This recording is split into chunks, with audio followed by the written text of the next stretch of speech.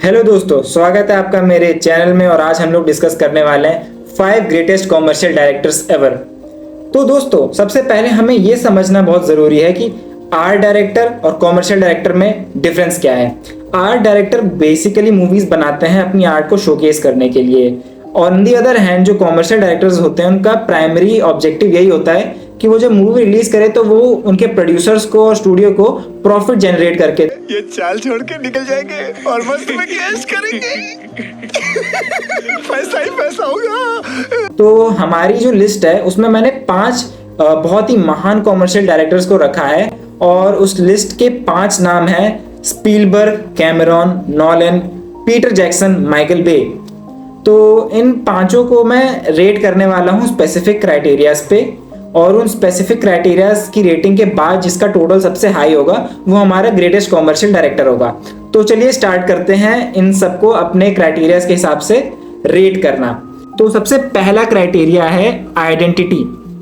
तो जब कोई भी डायरेक्टर मूवी बनाता है तो उसकी जो डायरेक्शन की आइडेंटिटी है वो उस मूवी के थ्रू कितने अच्छे से निखर के आ रही है, वही डिसाइड करती है कि उसकी आइडेंटिटी एक्चुअली में कितनी स्ट्रांग है। तो मेरे हिसाब से सबसे स्ट्रांग आइडेंटिटी है क्रिस्टोफर नॉलन की। क्यों? क्योंकि उनकी हर मूवी में हम लोग देखते हैं कि बड़ा सा कॉम्प्लेक्स प्लॉट होता है, बहुत ही कॉम्प्लेक्स स्टोरी लाइन चल रही होती है। लीनियर स्क्रीन प्ले की जगह वो अक्सर non linear screen play use करते हैं, जो कि एक्चुअली में फर्स्ट वॉच में काफ़ी ज़्यादा कॉम्प्लेक्स लगती है, बट जब आप उसे दूसरी बार या तीसरी बार वॉच करते हैं तो आपको समझ में आता है कि हाँ, ये मूवी कितनी कमाल की है और इसकी स्टोरी कितनी ब्रिलियंट है, और वो समय के बाद आपकी फेवरेट मूवीज में से एक हो जाती है। उसके बाद मुझे स्ट्रॉन्गेस्ट आइडेंटिटी लगती है स्टीवन स्पीलबर्ग और जेम्स कैमरॉन की। स्टीवन स्पीलबर्ग वो डायरेक्टर हैं जिन्होंने एक्चुअली में ब्लॉकबस्टर सिनेमा को मॉडर्न सिनेमा में एक इंटीग्रल पार्ट बना दिया। तो जो ब्लॉकबस्टर मॉडर्न डे के हम लोग देखते हैं उन सबका जो फुटप्रिंट या ब्लूप्रिंट है वो एक तरीके से स्टीवन स्पीलबर्ग की मूवीज से ही लिया गया है। उसके बाद मैं थर्ड नंबर पे रखना चाहूँगा जेम्स कैमरॉन को। James Cameron basically sci fi movie बनाते हैं जो कि बहुत ही हाई लेवल का स्पेक्टिकल डिलीवर करती हैं। उसके बाद आते हैं मेरे लिए नंबर 4 पर माइकल बे, और नंबर 5 पे आते हैं पीटर जैक्सन। नंबर 4 पे माइकल बे इसलिए क्योंकि वो जब भी अपनी मूवीज बनाते हैं तो वो एक्शन को सर्व करती हैं rather than deep layered story telling को। और नंबर 5 पे आते हैं पीटर जैक्सन। हालांकि वो फैंटेसी वर्ल्ड के बहुत बड़े गेम चेंजर डायरेक्टर हैं, बट स्टिल उनकी आइडेंटिटी मुझे पर्सनली उतनी स्ट्रांग नहीं लगती है। तो मैं आइडेंटिटी के बेसिस पे नंबर 1 है नॉलन, नंबर 2 है स्पीलबर्ग, नंबर 3 है कैमरॉन, नंबर 4 है माइकल बे, नंबर 5 है पीटर जैक्सन। तो दोस्तों चलते हैं अपने नेक्स्ट क्राइटेरिया की ओर, वो है इमोशंस। तो दोस्तों अगर डायरेक्टर मूवी बना रहा है तो डिपेंड करता है कि वो अपने मूवी में जो इमोशन है वो कैरेक्टर और सीन्स के थ्रू कैसे दिखाता है। तो without any doubt the strongest director to show emotions on the screen is none other than Steven Spielberg. वो इमोशंस को काफ़ी आराम से और काफ़ी परफेक्टली दिखा पाते हैं, और कोई भी डायरेक्टर दुनिया में इनकी तरह नहीं कर सकता।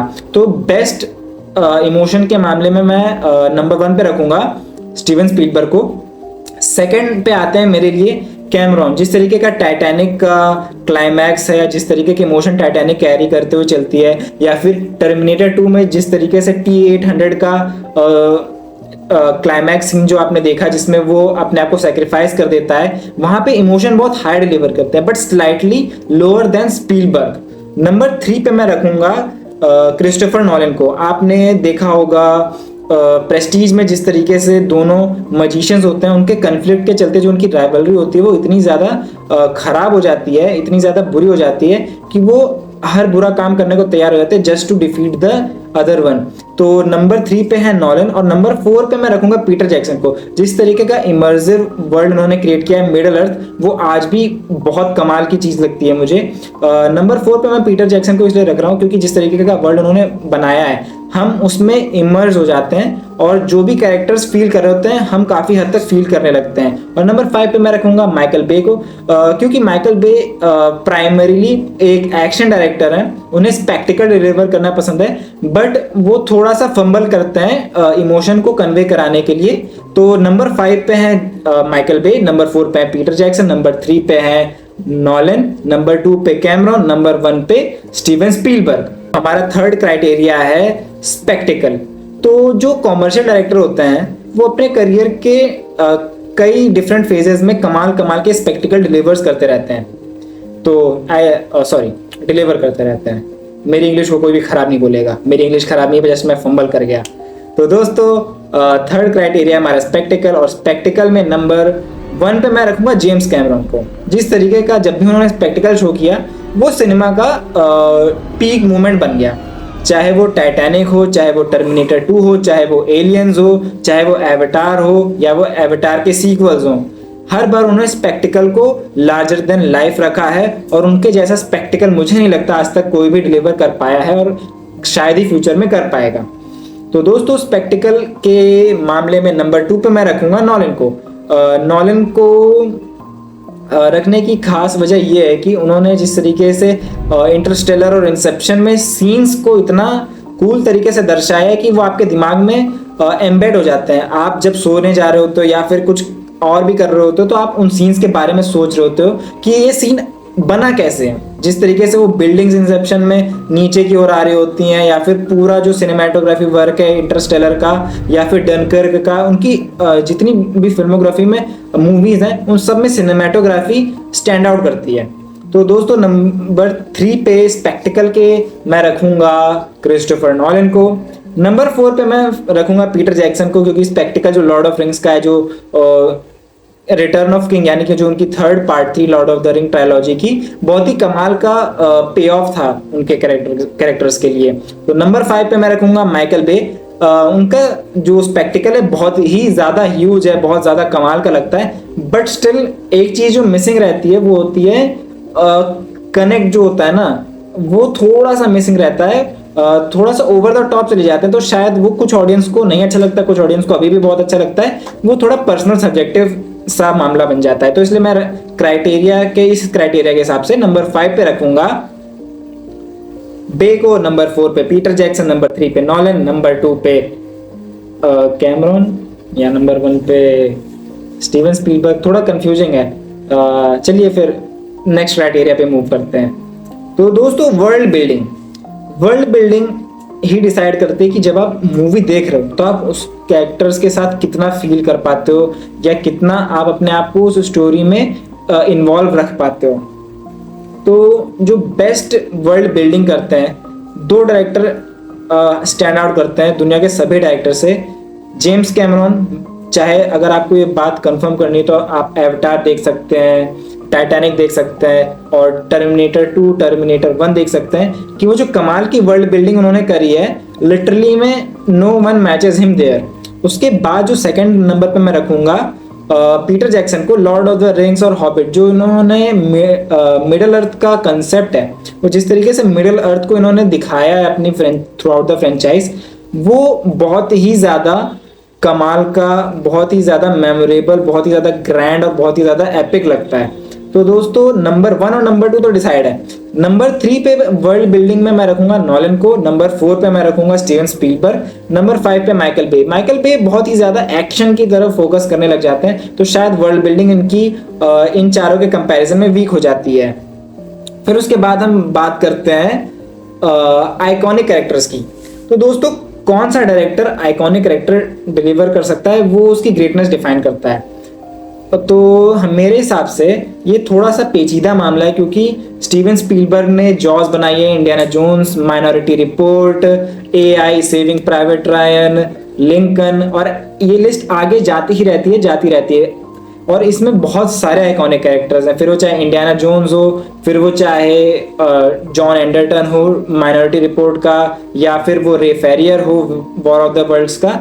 बहुत ही ज्यादा आइकॉनिक कैरेक्टर्स हैं, और इतने ज्यादा लंबी फिल्मोग्राफी में इतने ज्यादा आइकॉनिक कैरेक्टर्स दिए हैं स्टीवन स्पीलबर्ग ने, कि मुझे नहीं लगता कि आइकॉनिक कैरेक्टर प्रोड्यूस करने के मामले में कोई स्टीवन स्पीलबर्ग को बीट कर पाएगा। नंबर 2 पे मैं रखूंगा जेम्स कैमरॉन को। ऑल्दो उनकी फिल्मोग्राफी बहुत लंबी चौड़ी नहीं है, फिर वो चाहे टर्मिनेटर फ्रेंचाइज से जॉन कॉनर, सारा कॉनर और T-800 हो, फिर वो चाहे टाइटैनिक के जैक एंड रोज हो।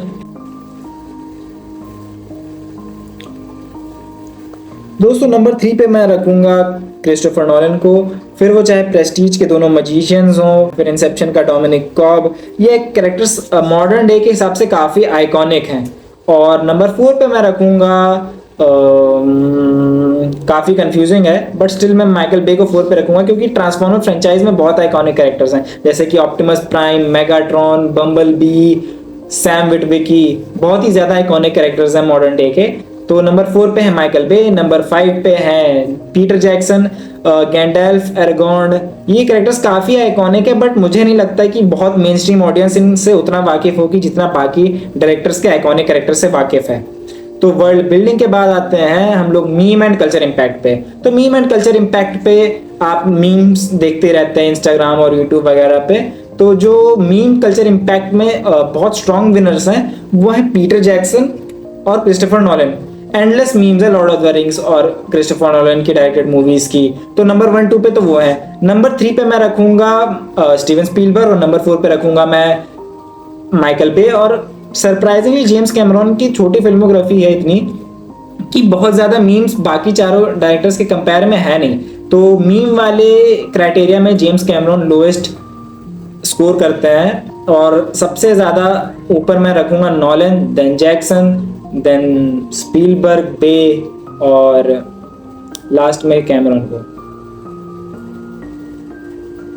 तो दोस्तों नेक्स्ट क्राइटेरिया हमारा बॉक्स ऑफिस। तो ये क्राइटेरिया बहुत ही इंपॉर्टेंट है क्योंकि यही एक्चुअली में डिफाइन करता है कि आप कितने बड़े कॉमर्शियल डायरेक्टर हैं। तो स्टार्टिंग फ्रॉम स्पीलबर्ग लगभग 1971 से वो काम कर रहे हैं और आज की डेट यानी कि 2026 में उन्होंने ऑलमोस्ट 35 फीचर फिल्म्स डायरेक्ट करी हैं, जिसमें से शायद 5 या 6 ही ट्रू फ्लॉप्स हैं, बाकी की 30 आर हिट्स।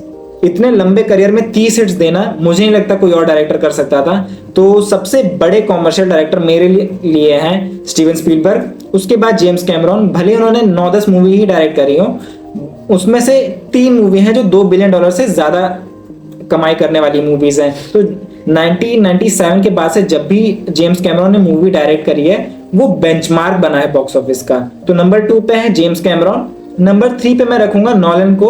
उनकी जो इंटरस्टेलर है, इंसेप्शन है, डार्क नाइट है, डार्क नाइट राइजेस है, डनकिर्क है, ये सब मूवी बहुत ही कमाल की कॉमर्शियल हिट्स थी। तो नंबर 4 पे मैं रखूंगा माइकल बे को।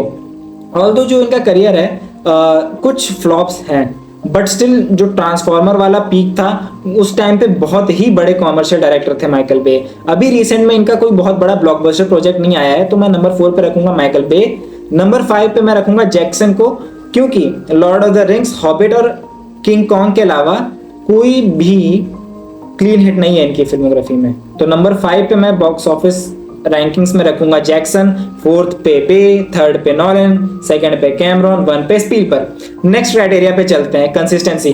तो कंसिस्टेंसी भी बहुत ही सिमिलर क्राइटेरिया है। स्टीवन स्पीलबर्ग सबसे लंबा करियर, सबसे कम फ्लॉप्स, नंबर 1। जेम्स कैमरॉन काफी लंबा करियर, काफी कम मूवीज और 0 फ्लॉप्स, क्योंकि टर्मिनेटर 1 को अपनी पहली मूवी मानते हैं, पिराना को वो अपनी फिल्मोग्राफी से एक्सक्लूड करना चाहते हैं। तो उनकी फिल्मोग्राफी में एक्चुअली में कोई फ्लॉप मूवी है नहीं, तो हम नंबर 2 पे रखते हैं नंबर 2 पे रखते हैं जेम्स कैमरॉन को, नंबर 3 पे रखते हैं नॉलन को।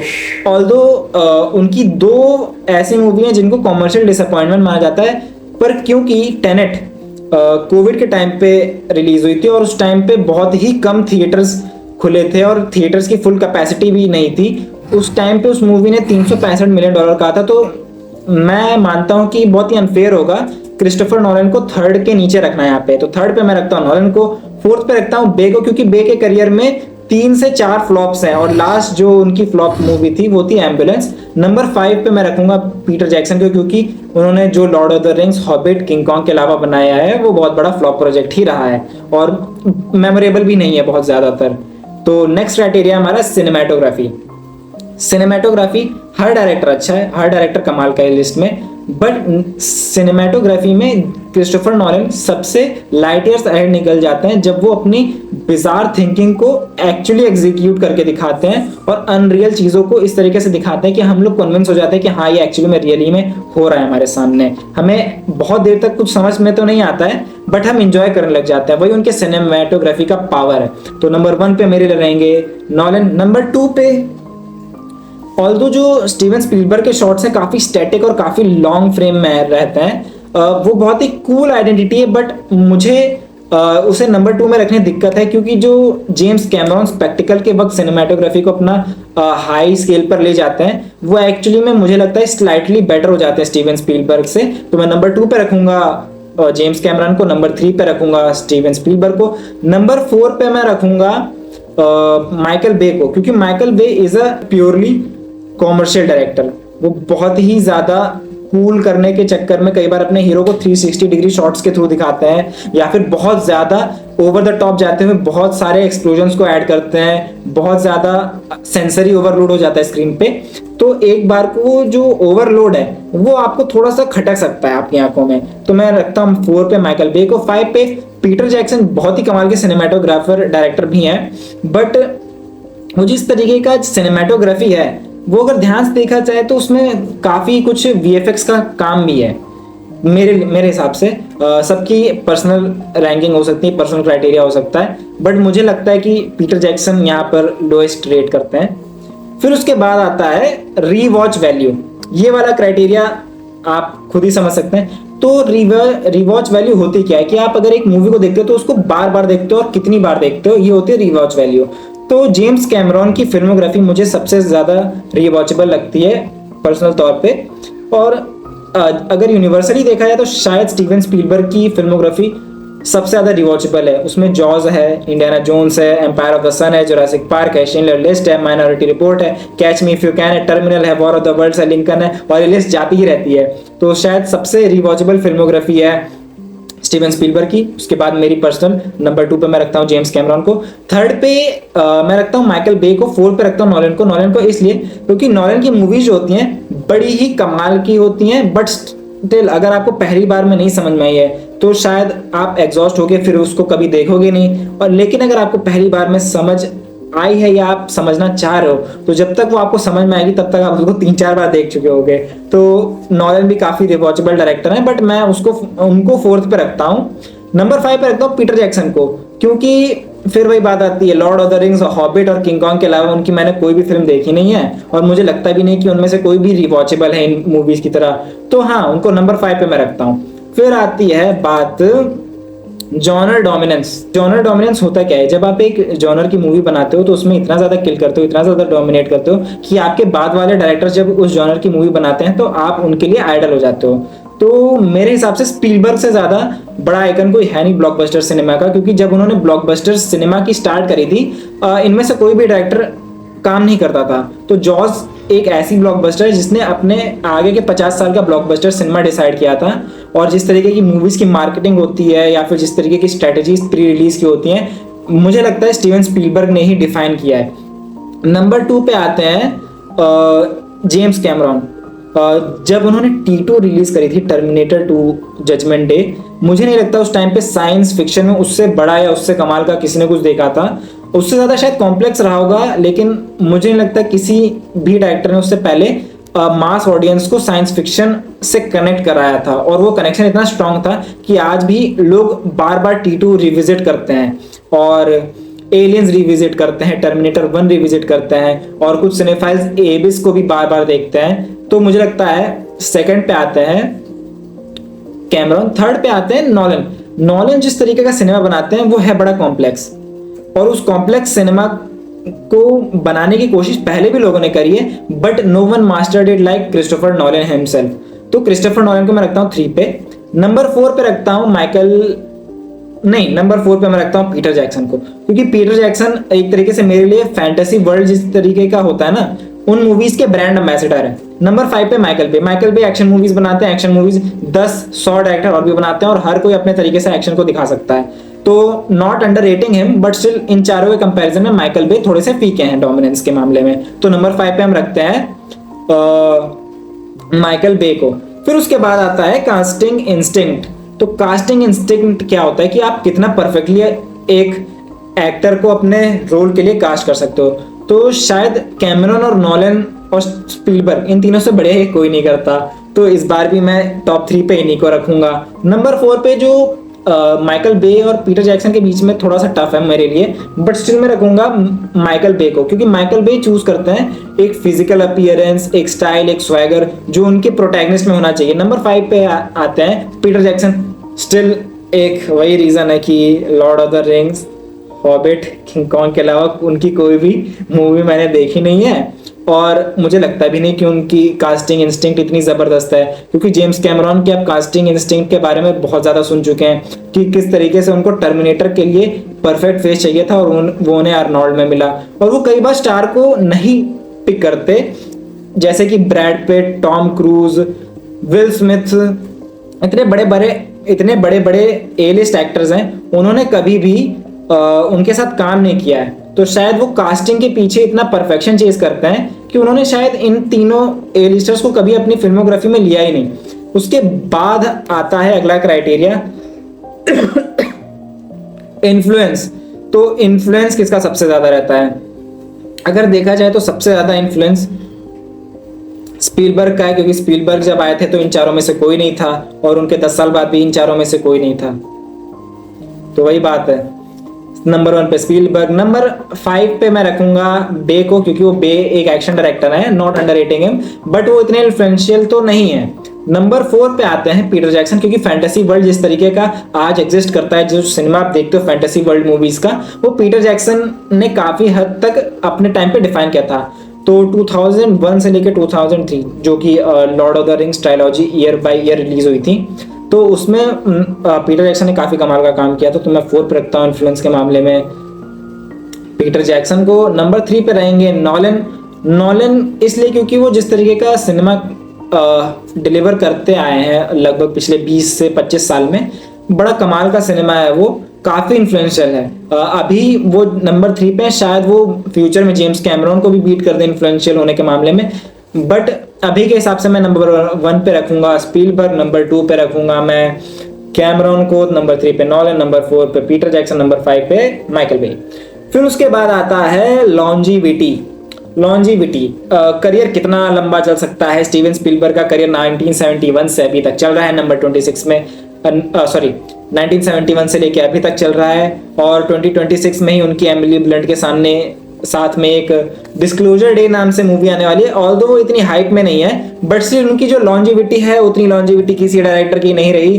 तो नंबर 1 पे रखूंगा मैं स्पीलबर्ग को, नंबर 2 पे मैं रखूंगा कैमरॉन, एक्चुअली मैं नंबर 2 पे रखूंगा कैमरॉन नॉलन को, क्योंकि वो जब से आए हैं तब से वो almost near perfect strike rate पे काम करते हैं, मतलब उनकी मूवीज फ्लॉप तो होती नहीं है। और फिर नंबर 3 पे टाई है, मतलब इस बार मैं 3 ही रैंकिंग रख रहा हूँ। नंबर 1 पे है लॉन्जिविटी में स्टीवन स्पीलबर्ग, नंबर 2 पे है हमारे पास नॉलन कैमरॉन, नंबर 3 पे है माइकल बे और पीटर जैक्सन, क्योंकि माइकल बे और पीटर जैक्सन ने ऑलमोस्ट 3 से 4 दोनों की फ्लॉप मूवीज हैं। पीटर जैक्सन की 6 फ्लॉप्स हैं शायद, जहां तक मुझे याद है, ठीक है। फिर उसके बाद आता है साउंड एंड म्यूजिक। तो साउंड एंड म्यूजिक पे मैं ज़्यादा डिस्कशन करूंगा नहीं, क्योंकि मैं म्यूजिक से मेरा कोई खास लेना देना है नहीं, सारे गा मा पा धा नी सा। तो साउंड पे मैं सबको 10 सबको नंबर 1 पे रख सकता हूँ, क्योंकि मुझे जब भी इन 5 की मूवी देखता हूँ सबके बीजीएम मेरे दिमाग में घुस जाते हैं, और फिर मैं उन्हीं बीजीएम को बार बार सुनता रहता हूँ लूप में। तो नहीं रेट कर पाऊंगा मैं साउंड एंड म्यूजिक पे। अगर कोई सिनेफाइल जो देख रहा है, जो म्यूजिक एंथुजियास्ट भी है, तो वो बताइए कि इसमें से एक्चुअली में सबसे बढ़िया म्यूजिक किसकी मूवीज में है, या फिर जो साउंड डिजाइन है वो किसका सबसे बढ़िया है। तो लास्ट में आती है प्री रिलीज हाइप। तो मॉडर्न डे में जिस तरीके की प्री रिलीज हाइप नॉलन की होती है, वैसी प्री रिलीज हाइप मुझे नहीं लगता किसी और की होती है। पर एक टाइम ऐसा था जब 2009 जब एवटार रिलीज होने वाली थी, तो सबसे ज्यादा हिस्टोरिक हाइप थी जेम्स कैमरॉन के लिए। उससे पहले जब 90s में जुरासिक पार्क आई थी, तो स्टीवन स्पीलबर्ग से ज्यादा हाइप किसी ने नहीं मचाई थी। तो यहाँ पे भी मैं इन तीनों को तो 10 दूंगा। बाद में माइकल बे उतने ज्यादा मुझे लगता नहीं है कि वो हाइप जनरेट करते हैं बाकी 3 की तरह। तो नंबर 4 पे मैं रखूंगा माइकल बे को, नंबर 5 पे मैं रखूंगा कौन थे यार हमारे आखिरी डायरेक्टर यार, पीटर जैक्सन, सॉरी। तो इस तरीके से हमारा रेटिंग क्राइटेरिया पूरा होता है।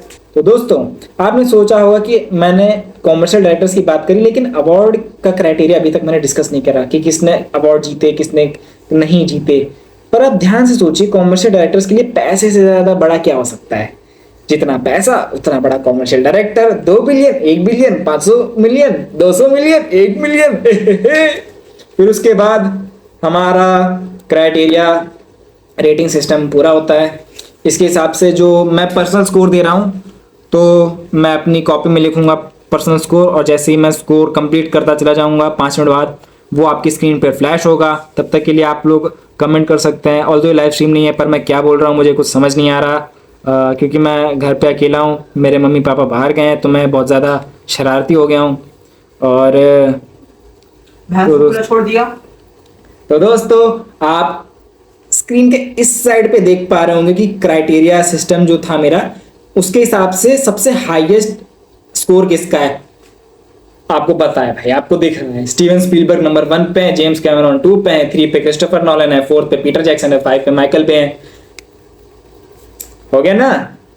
तो दोस्तों, अगर ये वीडियो आपने अंत तक देखा है, ऑल्दो नहीं देखा हुआ किसी ने, बट फिर भी मैं उम्मीद करता हूं कि कोई एक माइका लाल होगा जो अंत तक पहुंचा होगा, और जो भी अंत तक पहुंचा है बहुत बहुत धन्यवाद। पाए लागू सर, आपके पाए लागू। तो बाय।